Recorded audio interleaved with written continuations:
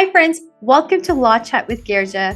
This is your legal BFF, Girija Patel. Thank you for tuning in. I am so grateful for every single one of you for tuning in and listening, because this is what Law Chat is about. It's a place for you to be inspired, a place for you to gain some more wisdom and knowledge about your industry, but a place also where you can receive mentorship through storytelling.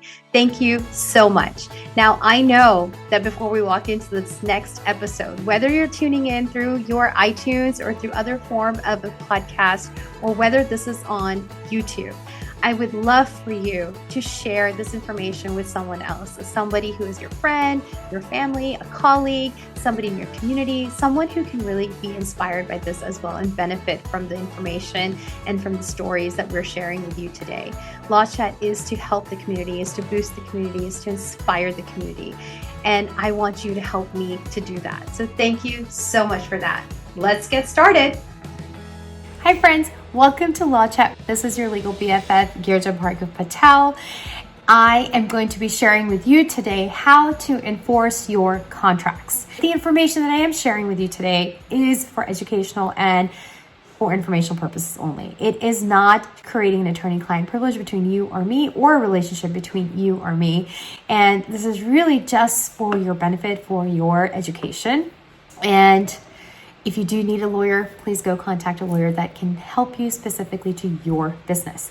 With that being said, let's get started. So I get this question so many times, and it is, how do you enforce your contracts? Yeah, we have these contracts in place.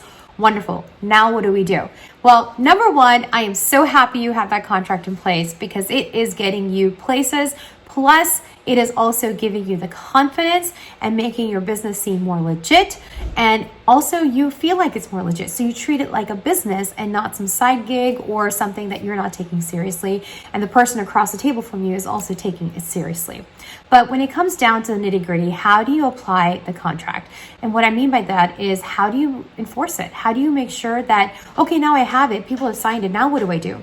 Well, number one step that I really want you to do when you have a contract is read your contract and understand your contract. Make sure that when you have a contract in your business, that it's not just something that you downloaded and you have blindly just inserted or inputted all the information, if it was a template, or if you have it from a lawyer, that you haven't just taking it from the lawyer and just giving it out to your client without really truly understanding the contract and understanding what it means. Because number one, you have to be effectively communicating this contract with your client, and you cannot do it if you have not read it, and you cannot do it if you do not understand it. So it is so important to read and to understand. You don't want to be told by your client or by any other third party that, hey, this is what your contract says, and you're like, oh, I didn't even know that, because your policies don't work that way. Your operations don't work that way, but your contract says it. So it is absolutely going against the grain of your business, but you have to now stand by it because it is in your contract. Number two, make sure your contract is aligning with your business practices. So these number one and number two, these are things that you need to do in order to prepare to enforce a contract. If something is not aligned with your business practices in your contract, and your business practices say something else, you're going to have friction. And the friction will start from you saying, wait, you can't do that. And then all of a sudden you realize that, oh gosh, my contract permits this third person, whether it's a client or whether it's a vendor, whether it's somebody else, another business partner of yours, it permits them to do a certain act or lack of an act because the contract permits them. So read the contract, understand the contract, and then also make sure that the contract is aligning with your business. And when that aligns with your business values and the operations and the systems, you're going to have less friction with your contract and with the third person that you are working with. I know I'm having a blast having this conversation with you today.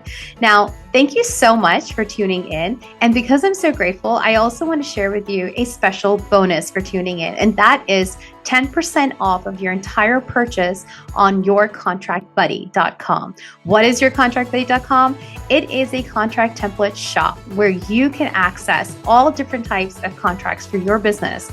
And if you don't see something on there and you want something, email me and I will be happy happy to make sure that that contract is there for you to use for your business. Again, it is yourcontractbuddy.com and use the code LAWCHAT and get 10% off of your entire purchase. Number 3.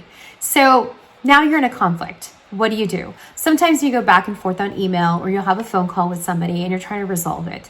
Well, your contract should actually tell you what to do. That should be part of the contract. It should outline giving you a step-by-step process on how to handle conflicts, how to handle issues or disputes that are coming out of that business relationship. And so again, you want to confirm that that process aligns with the way your business runs, and it aligns with the way that you would want to figure out how to handle this problem, whether you're giving refunds or whether you're not giving refunds, or whether you're saying, hey, give me some notice, like give me a proper notice in order for me to know that there's something wrong, and give it to me within XYZ days of the actual problem or dispute at the time that it happened. So that way people know the process and they're giving awareness of it, and they're giving awareness to you. So you have time to cure the problem. But then you can also go back and refer to your contract. Your contract should be giving you the step-by-step process on how to do it. It should give you time to cure the problem, time to remedy the problem, and it should also give grace to all the parties as well to fix the problem, and to also allow you or the other party to say, you know what, we will allow this one time, the next time this is not going to happen. So allowing yourself the waiver of waiving an issue, but next time not losing that right to enforce the contract if you need to. Number 4, after you have gone back to your contract and you've referred to your contract, what you can do when there's a dispute that arises is that copy paste that portion of the contract that applies to maybe the dispute itself, and also the process in which you need to resolve the dispute, and send it to the person that you are having this issue with, and tell them, hey, listen, this is what the contract says. This is how we're supposed to be resolving it. So let's do this. And so you have a step-by-step process of how to do it. Now, don't be scared to stick to your position if you want to. Now, whether you're on this side of the contract or this side of the contract, don't be scared to stick to the position, especially if you believe that that's where the truth lies for you, or if you believe that this is something that was done wrong. You can stick to your position, but also be open to compromise, also be open to negotiations, because ultimately most cases that go into court are settled outside of court. What does settlement mean? Settlement does not mean that one party goes out with a ton of things and everything that they want on their checklist, and the other party, which is probably the party that you're against, gets nothing on that checklist. Absolutely not. So what does negotiations and settlement mean? It actually means that people are walking out, not 100%, but at a point where they're happy, they've compromised, they've done some give and take, but they're walking out with something, but they're not 100%. So why don't we avoid all the trial costs and all of those other extra costs that might be attached to pre-trial, and try to do this on your own when you know that there's a friction, you know there's a problem? Have that conversation with them. Don't be afraid to stick to your guns, but also don't be afraid to show the compromise and the flexibility that's needed to make this contract or this business relationship move forward, or at least what your goals are to move forward. Number 5, memorialize everything that you are writing and talking, right? So why and what does that mean? So if you're having a conversation with somebody on the phone and you know that this could be something that a dispute is coming out of, there's something brewing in the back, or there's already something that you know about, having a conversation on the phone is wonderful, but I need you to create a follow-up email to that conversation to memorialize that conversation. And it should happen sooner than later, because it is showing your direct information and your reflection of the conversation, and then you're writing it and you're sending it out. That way they have a chance to read, review, and if they have any discrepancies, they can reply back. But also you will have the memory fresh in your mind, and you can quickly write it down and send it out as this is a recap of the conversation that we had. These are the things that we discussed about. This is the stuff that we're going to be thinking about. These are our positions. This is our action items, whatever. Write it down and memorialize it so you have a record of that conversation now, and it's not just a he said, she said thing on the phone. And number 6, ultimately decide what solution works best for you. So collecting all of this information that I've just shared with you, it is ultimately in your hands to figure out where you're going to compromise, to figure out where you're going to stand firm and tall, to figure out how you're going to negotiate it, and to figure out also what is okay with you. And sometimes that okay might just be to terminate that relationship altogether and have an exit strategy at that point in time. And with that being said, you should have a contract termination or contract cancellation letter, or a little mini contract, half a page long, not even that much, just to reflect what the termination terms are, the cancellation terms are. So that way both parties have an understanding of what they're agreeing to in order to exit this contractual relationship.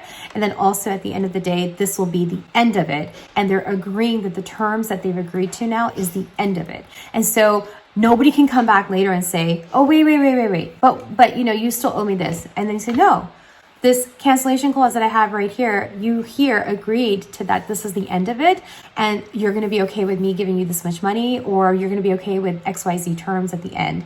And you agreed to it, your sign's right there. And so that way you can refer back to what you've negotiated on, where you have settled, where you are okay and happy place for you.